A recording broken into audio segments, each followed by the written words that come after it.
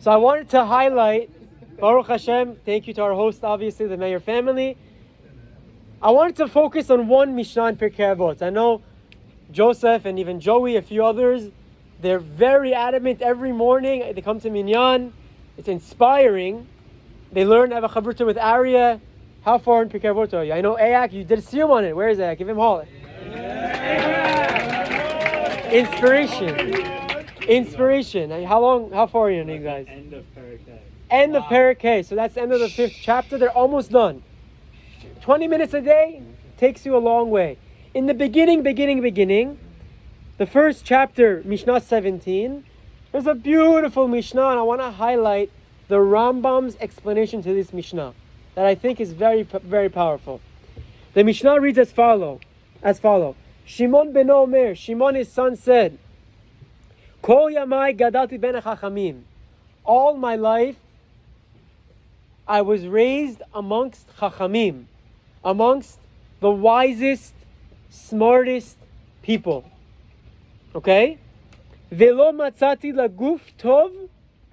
The best remedy, the best medication, the best habit I found for the human body is, I want to guess? Silence. Thank you. Mishlika. Silence. The ability of not talking. He says, Lo matzati laguf tov mishlika. Nothing better than silence. Velo, he continues, I'll finish the Mishnah, but that was what I want to focus on. Velo midrash ikar ela ma'aseh. The learning is important, but the action is even more important. We have to understand that we learn to do. We have to make sure that we keep the Torah mitzvot in the proper way. V'chol hamarbe devarim mevi chet. And he says something very powerful. Someone who speaks excessively, I'm going to translate it like that. It's a machloket. How do you want to actually define this? Mevichet, he can bring himself to sin. Some want to argue on a different way, but we'll leave that for later. Now I want to go back to the Rambam's explanation. Shimon ben Omer, Kol yamai gadalti ben chachamim. I grew up amongst the biggest of the best. Why? Who is this Shimon? This is Rabban Shimon Gamliel. They were a lineage of father, son, that were the biggest rabbis of their time. That most of the Torah Shebaal Peh, most of the oral tradition is through their teachings. And he says, the best midah, the best trait that I've learned from these righteous people that I grew up with, these chachamim, was silence. Now the Rambam explains something crucial. And I'll read it inside, and it's not going to be so long. It won't be a long class tonight. The Rambam explains, V'ani Omer, he brings a long explanation. There are 4 types of speech. He says actually, V'ani Omer, Shadibur yechalek lefi chiyuv haTorah lachamisha chalakim. There are 5 elements of speech. You can define, you can categorize how we speak in 5 categories. And we'll list them. Number 1, Achelak HaRishon. He gives the overview and then he gives examples. Echad, number 1, mitzvah. Something that is mitzvah oriented. Like right now we're doing a mitzvah. The speech that we have is a mitzvah, it's learning Torah. Shenaim, nizhar menu. Be careful from it. Shelosha, nim'as. Disgusting. Appalling. Stay away. You should be disgusted by it. Arba'a, ahuv. Beloved. And chamisha, mutar. Permissible. He categorizes all types of speech into these 5 categories. The Rambam. And he's now going to define them. The Achelak HaRishon that I said was mitzvah. Ha-mitzvah bo. What's this? This is very easy. Tell me what types of speech that are mitzvah oriented. Number 1, I gave it away. Learning Torah. Hua kriya b'Torah. Reading the Torah. Learning the Torah. Velimudea. Studying the Torah. So yeah, coming to our Minyan Shabbat and reading Torah, that's a mitzvah. Highest level of speech. You're reading the Torah, it's a big thing. And learning it, limuda, ukriat hatalmuda, and learning reading, it's explanation. It's Gemara, it's Midrashim, English, Hebrew, you name it. Studying the Torah. וזוהי מצוות עשה מחויבת, שנאמר ודיברת בם. And not only is this good, is it positive, it's a mitzvah that's very important, says the Rambam. Where do we see in the Torah that says you have a mitzvah to learn Torah? You actually all know this. You say it in Shema every day. V'dibarta bam. And you shall speak these words, the Torah says. Why? How is that a mitzvah? The only way we can speak these words is through learning, is through studying. By speaking it, that's how we fulfill this mitzvah of studying Torah. And the study of Torah, if you put it on a scale with all the other mitzvot, Torah is equal to all the other mitzvot combined. I don't know what that means, but Chachamim say it. That's what the Chazal teach us. The Torah study is as important as all the other mitzvot. It's the most important thing. Studying Torah, being connected to a Torah, having a relationship with Torah. That's what the Rambam says.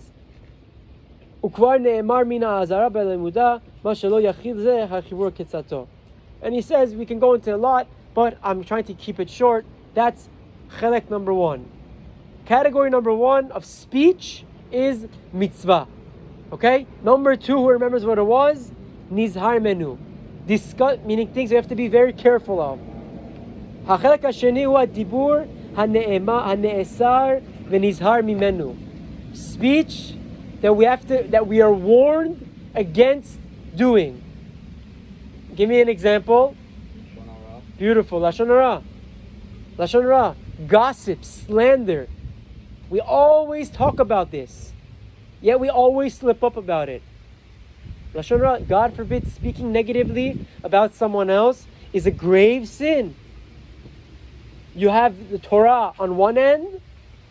You have, God forbid, speech of Lashon hara, of rechilut, of double down, not just of cursing, of speaking disgusting in an inappropriate way, of speaking back to our parents. So our parents are equal to God in our eyes. Who gives us the right to speak back negative to them? Our generation, unfortunately, Hollywood has brainwashed us through all these Disney Channel cartoons that, oh, mom, you stupid. God forbid. We can't speak like that to our parents. Working with your parents is very difficult. Why? Because you have to be careful 24/7 that I don't raise my voice inappropriately to my dad, even at work. Hi, Dad. Can you talk now? Even if he says something you disagree, you have to be very wise. How do I disagree with him? No, not you're wrong. Chas v'shalom, you can't say that. Dad, I get what you're saying, but I think this is a better route. I read a study that says this is more appropriate. Whatever it may be. That's at business. Shabbat lunch. Dinner Tuesday night. Who gives you the right to disagree with what they have to say? You get in a heated debate. Who says you can disagree with them?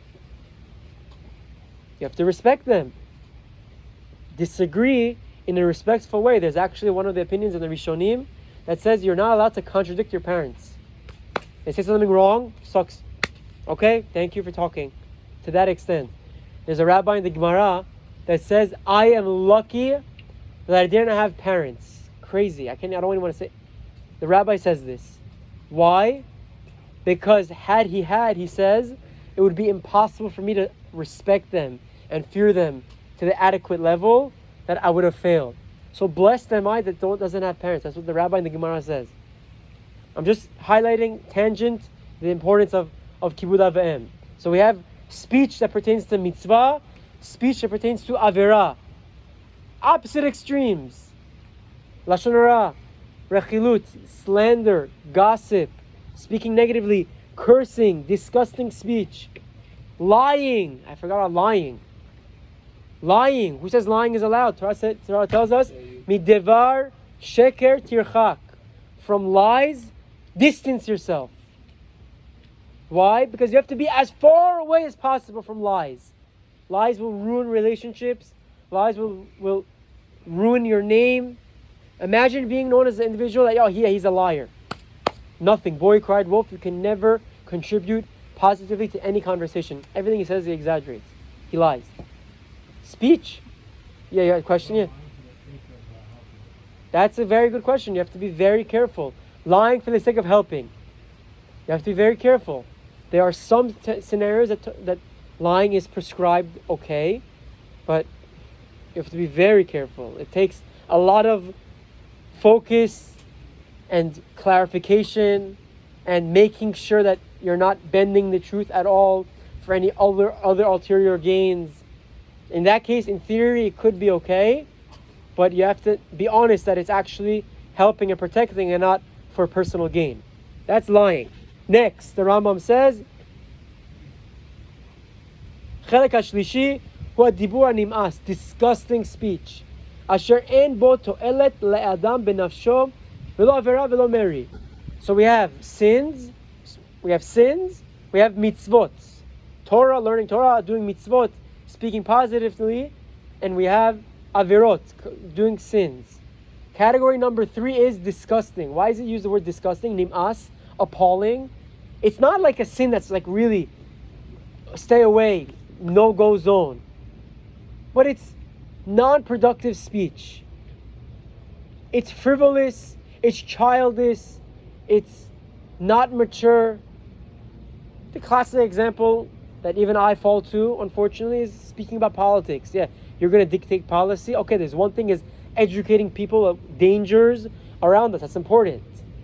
But sitting and debating the Montana local district election, that's pretty, I'm using an extreme example, but that's a waste of time. Do something more productive with your time. So the Rambam categorizes that as a third category. Kirov sipur ramon b'mashera mashaya. He says, like, majority of what people speak about, you turn on the news, majority of what they speak about is in this category. Waste of time. Not necessarily isur. If it's lashon hara, then it's the worst category. But it's a waste of time. No productivity. Just babble, just chatter, just burning time. You guys know me by now. I hate that idea of let's kill time. God, kill time. When you're 100 years old, Be'ez Hashem, you'll spend all the money in the world to get that time back. You're going to kill it. You're going to go smoke a J. You're going to do something stupid to burn time. Our time is precious, especially at this age that we can bend, that we can run, that we... it doesn't... for me, it started. I'm stretching every night before I go to sleep for half an hour. Because I sit ever since the baby was born. I haven't played basketball once. I learn, I'm sitting. I work, I'm sitting. Take care of the baby, I hold the baby. I felt it in my back. So I know, I identified myself. Like, Mike, you have to be active. Every night before I go to bed for the past week, I've been stretching, crazy stretches, push-ups, just body weight, nothing crazy. Going on a bike, moving my body because I have to take care of myself. At this prime age, we're going to go and kill time, burn time? God forbid. God forbid. Number 4. So in this category, the Rambam calls it Sicha Betela. Useless speech. That's this category. So again, recap. Mitzvot, very important. Averot, stay away. Number 3 is Sicha Betela. Useless speech. Idle chatter. Non-productive, to kill time type of conversations. Number 4, Hachelek HaRevi'i, Hu HaNe'ehav, the beloved. Why? What's beloved about it? Hu HaDibur B'Shevach HaMa'alot HaSichlot or Ma'alot HaMidot. Different types of thing. What the Rambam defines it as the study and the pursuit of Derech Eretz. Refining your character. Spending time. Speaking on this. It's very interesting. For some reason the Rambam doesn't categorize this as Torah. Interesting to note. But I would categorize it very close to the mitzvah element. The mitzvah and this are very, very close. Probably because there's differences in it. But speaking about... So we had a category of useless. Now that we have a category of productive speech. Of intellectual pursuit. Let's say studying medicine. Studying history. Why? Not just to waste time, but to learn from it. our enemies in Israel, how many times did we offer peace? How many times did they reject it? So this pursuit that we can't necessarily categorize as Torah, but it's definitely not sin, and it's definitely not disgusting. It's ahuv, the pursuit of intellect, deep finance, learning things that can help. Okay?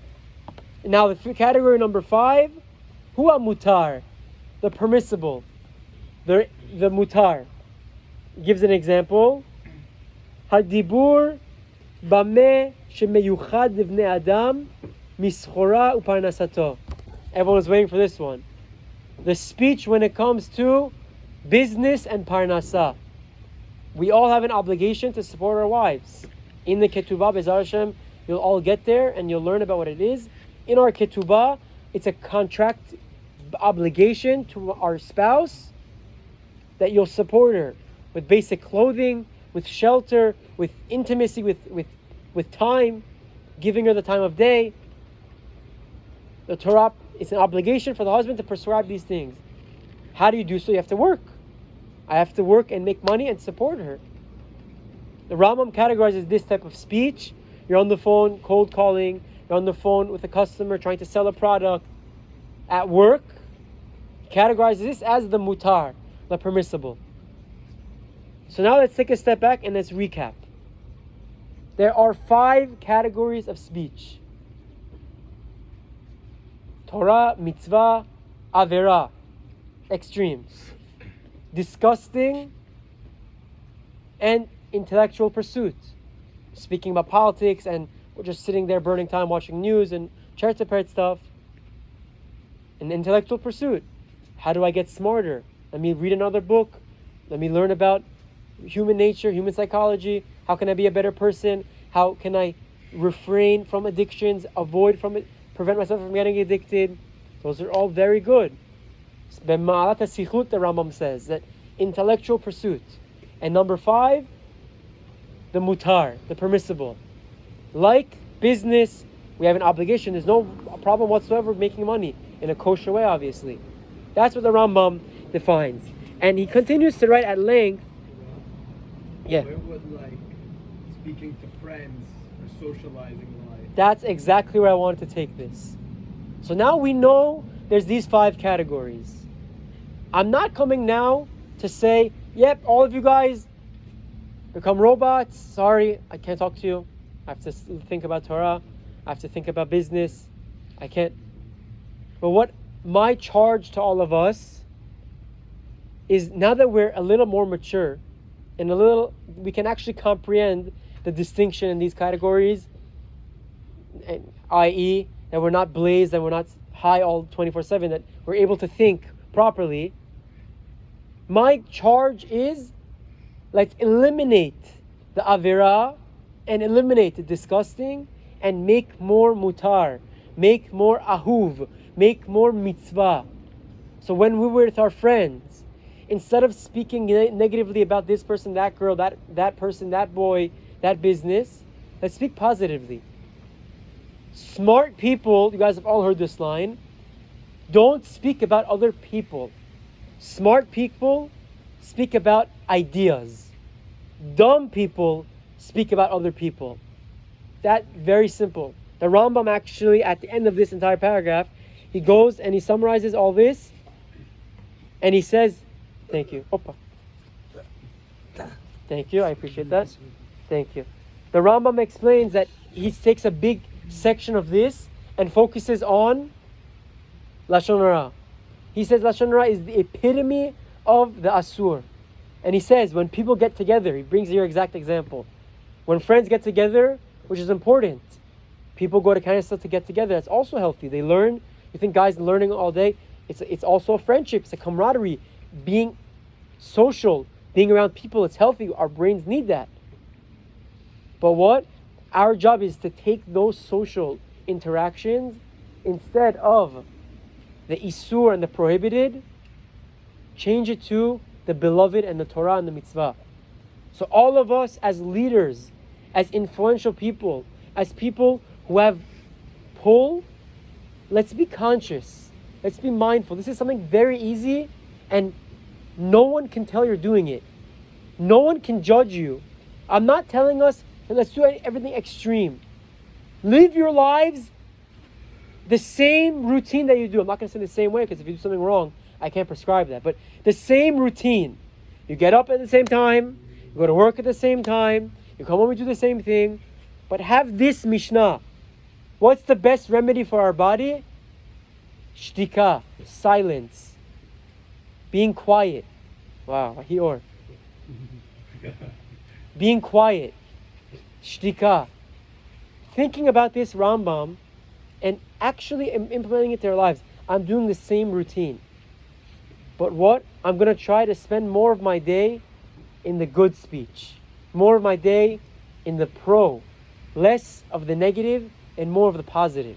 That's exactly your question. And it's very, I'm not saying be with our friends. Double down with our friends. And be that leader that changes the conversation from low level to high level.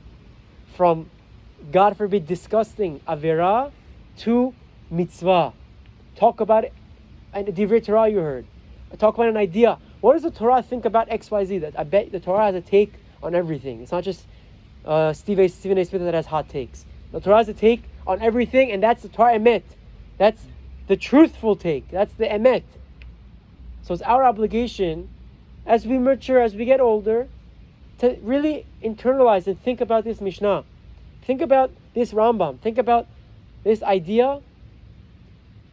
And it's no one can tell. It's you and yourself. Think more in the permissible, more in the mitzvah, and by filling in our time in the good, you're automatically eliminating the bad. And I think it's a beautiful, powerful thing. I'll end with this story. Rabbi Ben Chaim, my first class with him, I've been learning under him now almost 7 years, I guess. 6 years, at least, maybe even 7 years. My first class, I got back from Israel, I was in YU Honors, I learned with him in the mornings. My first class, I sat in the chair, nervous, young, 19-year-old back out of Israel. Rabbi Ben Chaim, he's Rabbi Ben Chaim, intimidating. My first class, I sit down and he looks at me, okay, your name's Matitya Levi. Looks at me, he's like, your great-grandfather, I remember him. I'm like, what? He's like, you never even met him. He's like, when were you born? I'm like, I was born 1998, 98, whatever. Yeah, he passed away in 93, whatever it was, 10 years before you were born. You don't even remember him, but your great-grandfather, you know how old he was when he passed away? Upper 90s. Rabbi Chaim is telling me, I knew this, but he's telling me. He looks at me, he's like, you know why? This is my first conversation with Rabbi Chaim. Like, we're opening our books, like you hear like the crack in the book when you open the book for the first time. The first conversation, he looks at me, he's like, your great-grandfather, your dad's dad. You know why he lived so long?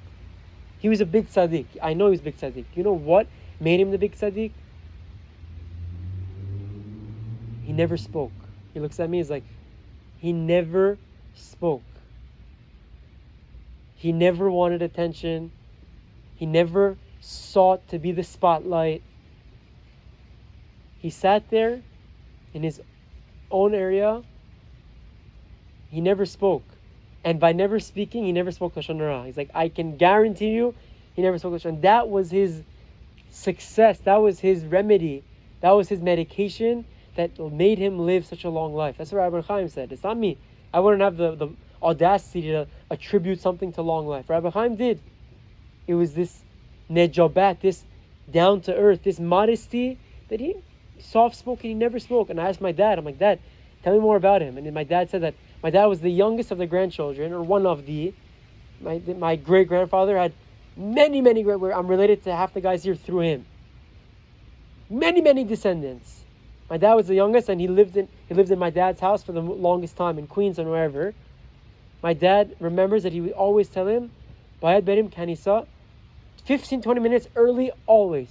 We have to go to Kanisa early always. Why? My dad's so okay. He didn't ask questions. He did it.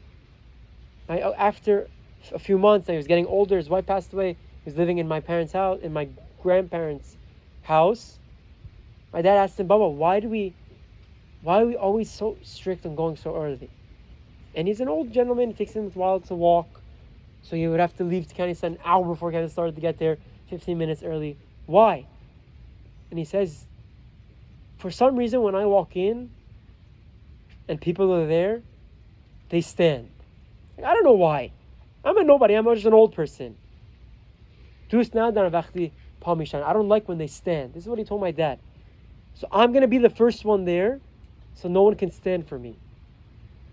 And that was my dad describing my great-grandfather. And Rabbi Chaim hit it on the head. What was his zechut? I'm like, Dad, did you ever hear him speak negatively about anyone? It's like, are you kidding me? He would barely talk. Every word he said was gold. My dad at the home was able to testify to this. And it's exactly what Rabbi Chaim said in my first encounter. So very simple. Our job is, now that we are maturing, we're getting older, we're no longer viewed as children and babies. Let's develop intellectually as well. Let's mature intellectually as well. When it's just me and myself and Hashem, what am I thinking? How am I speaking? Let's channel the conversations from killing time to productivity. Let's do a new program for the community. You've identified a problem. I'm going to go after it. I'm going to help it. So exactly, let's not eliminate our hanging out, but let's make our group chills into mitzvot.